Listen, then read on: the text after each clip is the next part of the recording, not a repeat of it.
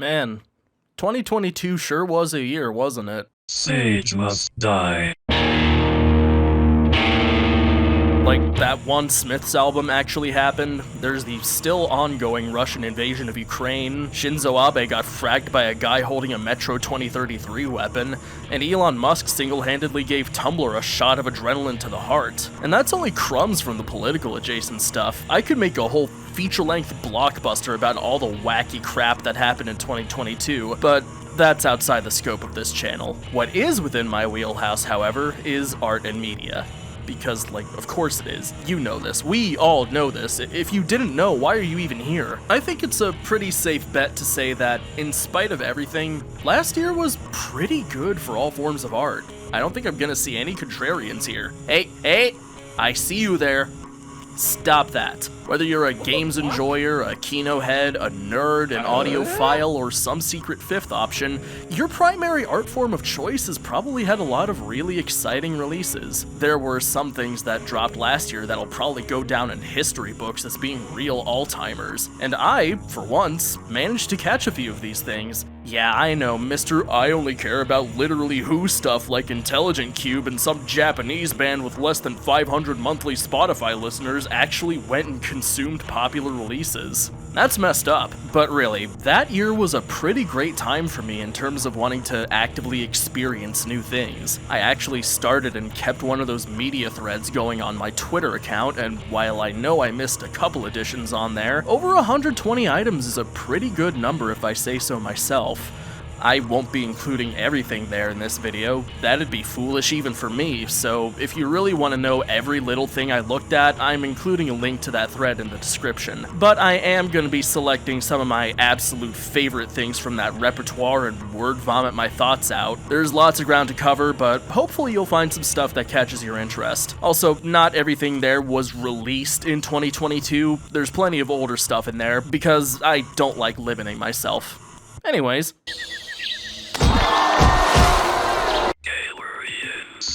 If there had to be only one game that was always orbiting barely within my radar for years and years, it would probably have to be Galarians. The premise alone was enough to catch my attention, but I was always distracted by other things higher up my priority list. This, I learned, was a goddamn mistake, because when I finally got around to playing it last year, I realized this game would have defined me if I'd played it a decade ago. When I noticed that Galarians' soundtrack sampled Nine Inch Nails and Autechre, I knew, I just knew this was Sagecore dissolved into its bare elements. All it needs is furries and then every single box would be checked.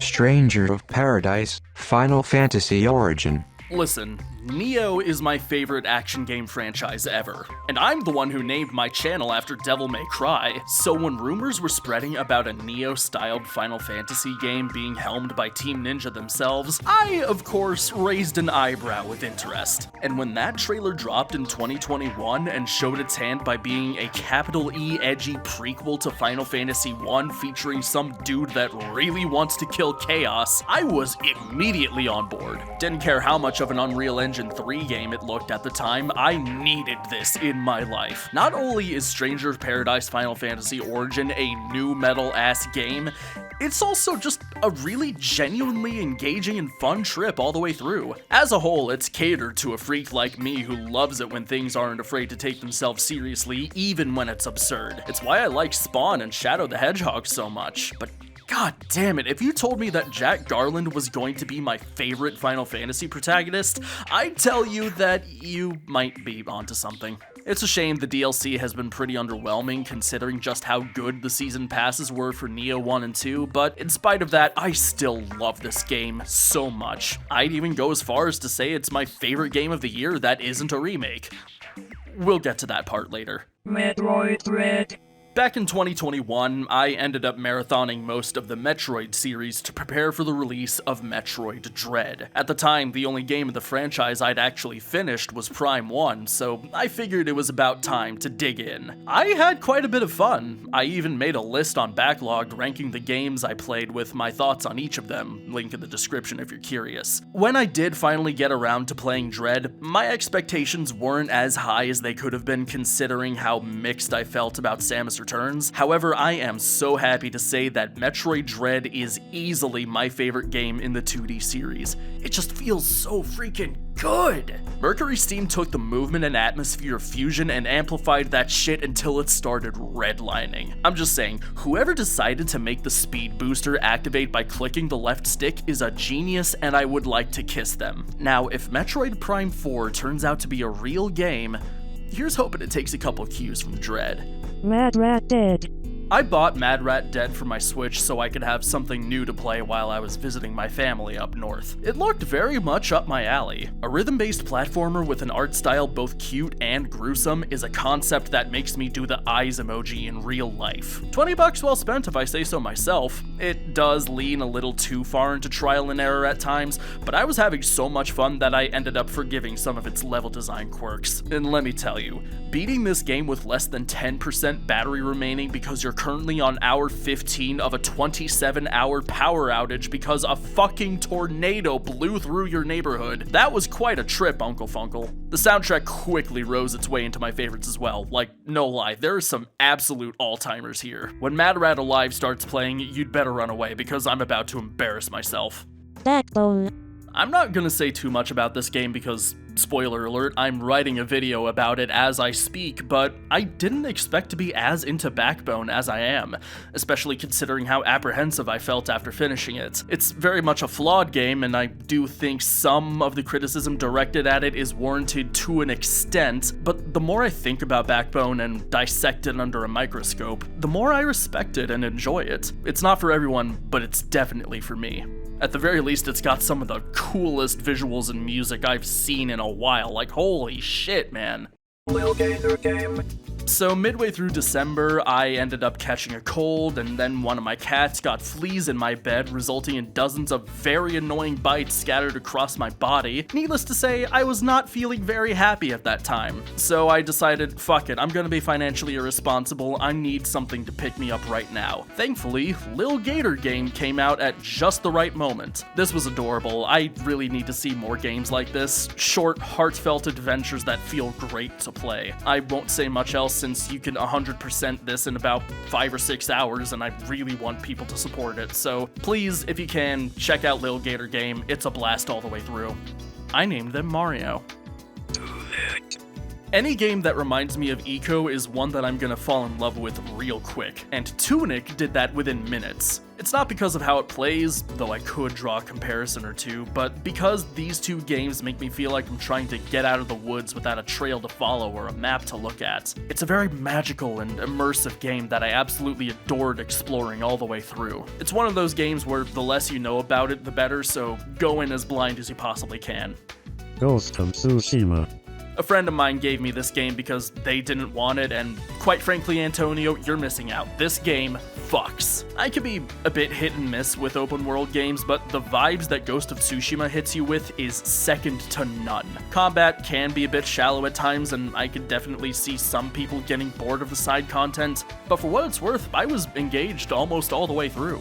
I realize that's not saying much, but just trust me on this. The Iki Island expansion is particularly fantastic. It adds a ton of really cool mechanics and quality of life additions, and it's got some of the best quests in the entire game. Definitely recommended. Don't miss out on this one. Also, Jin Sakai is kinda hot. I needed to uninstall Neon White after getting all ace medals in every level and beating my friend's fastest times. When a game actively harms my productivity and my sleep schedule, that's how I know something is really good. Really, Neon White is nothing short of genius. Banger soundtrack, stellar sound design, buttery smooth controls, and an arsenal of weapons and movement options that never get old. The story and dialogue are contentious, but let's be honest, you're not playing Neon White for the story. Don't even try to lie to yourself, just play the game, it's hella good. Klonoa Fantasy Rare Series. Full disclosure, no shame in saying this, I cried when this was announced. Like, frame one, as soon as I saw that butterfly, it was over. I felt like I just got reunited with a lost loved one. Klonoa is a very important franchise to me, so being able to see my beautiful baby boy in full, colorful HD was quite overwhelming, needless to say. I'm really glad this exists. Both games play as smooth as ever, they look as beautiful as ever, and now they're more accessible than ever. Please just play Klonoa Fantasy Reverie series. I know it's been getting a little bit of flack, but honestly, they're still two of the best platformers around, and I am not being hyperbolic when I say that. Play Klonoa. Support my son. I am not asking.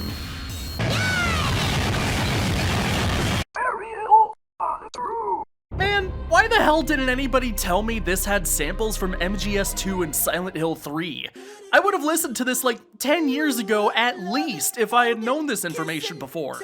Femur, red marks. Once again, Canada is the kingdom for noise metal. I picked this up during a Bandcamp Friday because the cover art made me disgusted yet intrigued, and the genre tags only further pushed me into my purchase.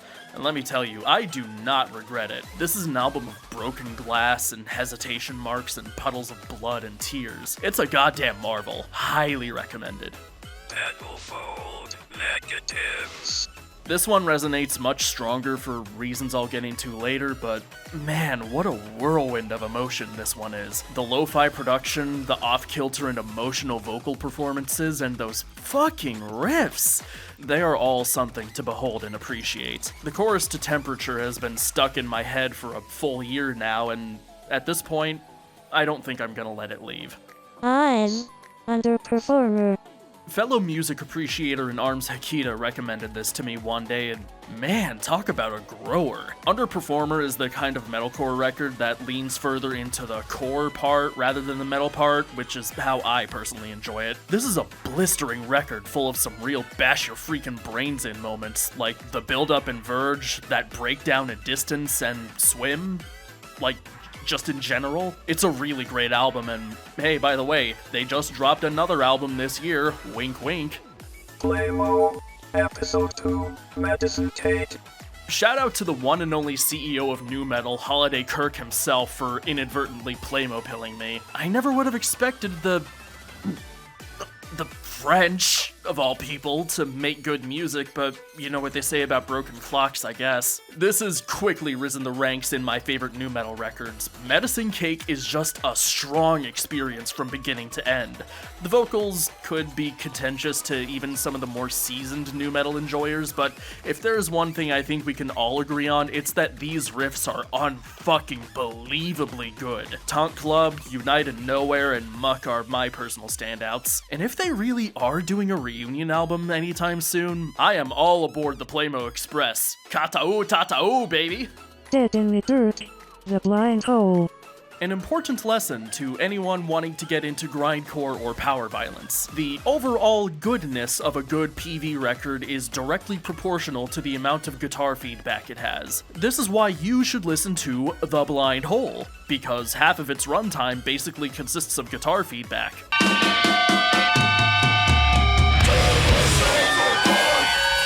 Of course, this means this is a perfect record. Go listen to it right now.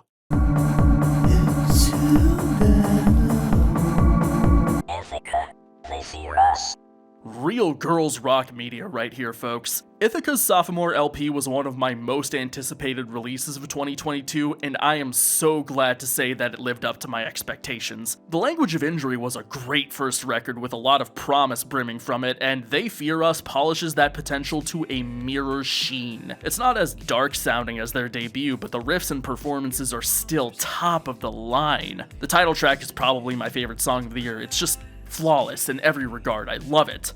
Although while I was writing this, I realized I forgot to check out that new fucking Rollo Tomasi LP. What is wrong with me, man? Chat pile, God's country. There is nothing quite like Chat Pile in the current heavy music scene. God's Country is a tour de force of filth and American decay. Music to OD to, it fucking rules. Each performance from every member feels like they're expressing their own inner darknesses. From Luther Manhole's menacing riffs, Stin's growling bass lines, Captain Ron's thunderous and mechanical drum work, and especially the agonized vocals of Raygun Bush. Fucked up how one of the most disturbing songs I've heard in a while is called Grimace Smoking Weed.jpg. I don't know about you, but that's pretty inspirational to me. Pella, the generation of danger. This was another anticipated release from me. Tala has gotta be the best new metal band out there by far. Everything on the Generation of Danger is such a massive step up from their previous LP Metriphagy, which was already really strong. The production is better, the riffs are unbelievably good, Max Portnoy's drumming continues to be absolutely on point, and Justin Bonnet's vocals are... Man, you just have to listen to them for yourself. They are... Ooh, man. And even though this feels like such an evolution, this was written before Metriphagy. This was gonna be their debut LP at first. That's unbelievable to me, but I'm honestly glad it came out this way. Metriphagy was the appetizer, but the Generation of Danger is the main course. Fleshwalker, we're not here to be loved. The 90s are back, baby. Recall. Abandonware. The 90s are back, baby. Leaders, Fatal Duty. The 90s are fucking back, baby. Paint Scratcher. Paint Scratcher. Paint Scratcher's self-titled is a mountain of a project that admittedly not everyone will be able to scale, but those that are willing to make the climb will be met with a truly remarkable and powerful feat of songwriting and production. It has thick, foggy ambience, frantic drum and bass beats, dark industrial, and absolutely world-destroying noise. This is an album filled with 21 years worth of mixed feelings, and I am just so glad that it exists. With us now. Myself and my grandmother, Nana Connie. DuckTales reboot. So, myself and a close friend of mine ended up making a deal last year. I show him one of my favorite Disney cartoons, he shows me one of his. The 2017 reboot of DuckTales was his choice, and goddamn man, this show is stupid good. Legit, it's thrilling, it's hilarious, it's heartwarming, it's just generally great quality all around. Some of my fondest memories of 2022 will definitely involve me crying during the second season and hearing my friend laugh his ass off whenever I screamed at Mark Beeks for being such a cringe-ass billionaire bitch boy. Really wish I recorded some of those moments, but take my word for it, it's a blast. The Owl House. And this was my side of the bargain. I binged the first season on a whim after hearing about it from friends, and man, this is exactly what I wanted from modern Western animation. It's got everything. Good characters, great humor, actual twists, some of the best LGBTQ+ rap I've seen, and even some motherfucking Sakuga. I just really wish Disney didn't kneecap the third season so goddamn hard. It's such a shitty move. I cannot stress just how bad it was to make it 3 episodes long. It's fucking bullshit, man. Well, at least hearing my friend howling with laughter whenever Hootie was on screen was well worth it. Versus. If you want proof that the rule of cool is the only rule you'll ever need in life, look no further than Versus by Ryuhei Kitamura. Seriously, the only reason this film exists is because Kitamura thought it was going to be the last movie he would ever make. So he decided to make a film filled with everything he thought was cool. There's swords, there's guns, zombies, time shenanigans, and a whole lot of blood. If you dislike this piece of cinematic kinography, you are stupid. Yes, I know, that's insulting, but it's also the truth. Also, apparently Hideo Kojima was an extra in this film, so in case you were wondering why Twin Snakes' cutscenes are the way they are, see also my thoughts on Versus. It's unbelievable how divisive this film is. I guess some people just don't know how to have fun. Barbarian. This only further proves my point that Airbnbs are evil and deserve to be eradicated. I'm gonna need more comedians to try their hand at making horror films since Zach Kreger and Jordan Peele are this good at it, like honestly. I've never laughed this hard and gripped the arm of my theater seat in white-knuckle suspense in the same film before. Seeing Barbarian was easily one of my favorite movie-going experiences in quite a while. Requiem for a Dream. Wow, this anti-drug PSA has a really bangin' soundtrack.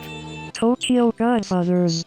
Dare I say this may be the best Christmas movie ever made? Satoshi Kon was on another goddamn level, man. It's impossible to stress just how much of a genius he was. Tokyo Godfathers might be tied with Perfect Blue in terms of my favorite film from him, though granted I haven't seen Millennium Actress yet.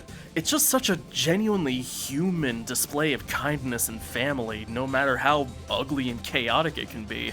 That new dub is really great too, like check it out if you haven't. Black Angel. How the fuck did this fucking hentai nerd make the best movies I've ever seen? Go into. How the fuck did this fucking hentai nerd make the best movies I've ever seen? A night in nude. How the fuck did this— Okay, but honestly though, when it comes to vision, there's not a lot of directors out there quite like Takashi Ishii. He had such a masterful grasp on making bleak, transgressive films about the darkest depths of human depravity, while still making them feel meaningful and honestly downright beautiful in some cases. There's definitely an argument to be made about just how exploitative his works could be, but I think they came from a place of empathy rather than one out of hedonism. They're unflinching and cruel, absolutely, but they're also very human. Unfortunately, he passed away last year at the age of 75. Rest in peace, you fucking hentai nerd. You were one of the best to ever do it. Everything everywhere all at once. Fuck, man. It's fucking cinema. 2022 for me was pretty interesting. Very turbulent, I suppose is a good way to put it. I ended up getting my driver's license, I finally got my dream guitar, and I started collecting effects pedals. My cats are living with me again. I started going to concerts again after 3 years of not having been to one. And for the first time in my life, I flew out to visit a friend from out of state. I even have the massive plushie of their persona to prove it. I had to lug this thing from the airport like this. It's fucking absurd, but I had fun and I'm glad it came home safe. See that? But on the other hand, there was a lot of personal and family issues that had to be sorted out throughout the year, and on that vacation I took to see a friend just to sort of get away from all the drama that's been surrounding my life, a friend of mine suddenly got hospitalized and passed away a couple days later, right in the middle of everything. So yeah, things have been rough, and things are honestly still pretty rough. I'm just trying to make it through, which is why I'm grateful to have an audience that seems to really enjoy the content that I put out, the videos I make, and hopefully all the other creative endeavors I have planned for later down the line. So thank you so much. It really does mean the world to me that you watch these stupid videos that I make. The video isn't done yet. There's still one more very important thing I'd like to cover, but I just want to take a moment to verbally thank my patrons for a moment before I continue on. To Ya Boy Flurry, Dispregio, Valerie Ashford, Casey Lawler, and Autumn, thank you so much for all of your support. I'm not expecting this to be like my full-time job or anything, but the fact that I'm making any money off of this at all is endlessly humbling, and I'm really thankful that you've decided to kind of keep me afloat the best I can. So thank you so much. Let's get to the most important thing of 2022 for me. This is a long one, so bear with me here. Last year, my friend showed me a video from someone named Hazel, specifically her video on 90s anime OVAs. We love us some trash in the Sage Must Die household. I'm an avid MD Geist enjoyer, so seeing a video like this from a certified anime reelhead was very fun and kind of enlightening. This led me down a rabbit hole of binging all of her videos, which then led to listening to her music, then listening to the music released on her indie net label Pop Spirit. My journey of curiosity finally led me to the podcast for Pop Spirit, which had the genius title of Pod Spirit. After listening to the latest 2 episodes at the time, I was hooked. I'll be honest, as much of a sound person as I am, I've never really been into podcasts that much. I don't know why, they just kind of bounce off of me for the most part. But the ones I do tend to like are ones where it's very casual and not firmly structured, since it kind of reminds me of being in the Discord call with friends. And that's exactly what Pod Spirit felt like, listening to 2 best friends talk about whatever they've been enjoying lately. However, Hazel announced that because of the impending closure of Pop Spirit, the podcast would be metamorphosizing into a new form, like a butterfly or an insect emerging from a cocoon. A human insect, perhaps. Human Insects was the first time in a while where I eagerly awaited each new episode of a podcast. Hazel and co-host slash bandmate slash fellow mathcore enjoyer Nikki Austin have such an infectiously comfy dynamic. It never ceased to put a smile on my face whenever I was driving to work or making lunch, lounging on the couch, or falling asleep on a plane. Through Human Insects alone, I have been exposed to so much good media I've never even heard of, like niche Japanese genre films from the 80s and 90s, or Screamo albums that put the scream in Screamo. It's really hard to understate just how enriching this podcast, in both of its iterations, was and is to my media literacy and consumption. I love it, genuinely. It's my favorite podcast. This, however, is where things take a turn for the unfortunate. On January 13th, 2023, while I was writing this very script at a coffee shop, I noticed a notification on my YouTube homepage from Hazel's second channel where she's been uploading episodes of the podcast. To my shock and disbelief, she broke the news that Nikki unexpectedly passed away the night before, just one day after uploading the 11th episode of Human Insects. To say that I was gutted was an understatement. I'm trying so hard not to make this sound super parasocial. Believe me, I really am. I've never talked to Nikki on a personal basis, outside of admittedly being a bit of a reply guy on Twitter, but while I came to Pod Spirit for Hazel, I stayed at Human Insects for Nikki. Their enthusiasm and insight and love for art as a whole was nothing short of inspiring. I could listen to them talk about tokusatsu or grindcore or kaiju films for hours. And I did. I was a patron for their other podcast, Explode When Defeated, which in itself is a whole can of worms that I could open up, but I'm already rambling way too much. My point is that Nikki was and still is a natural force of positivity and boundless love. A love that made me expand my horizons and seek out more media and art. I probably would have never watched Shin Godzilla if it weren't for them. I never would have started reading Chainsaw Man if it weren't for them.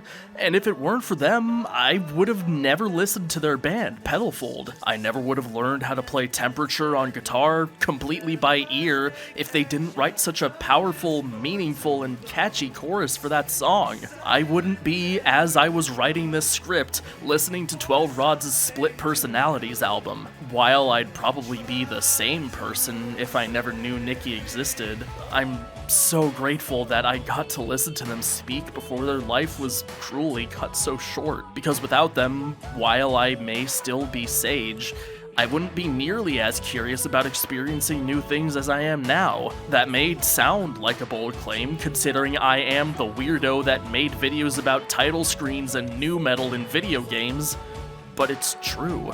That's why, retroactively and posthumously, my favorite thing about 2022, in all its highs and lows, isn't Human Insects. My favorite thing about 2022 is the life of Nikki Austin. May they rest in peace and live through the art they've created and the memories of those who loved them.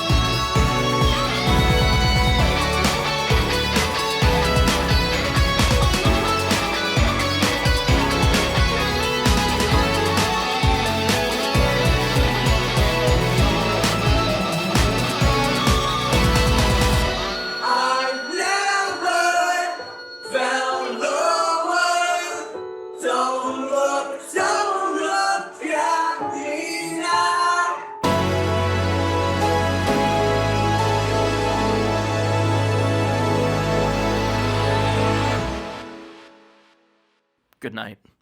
Stay safe.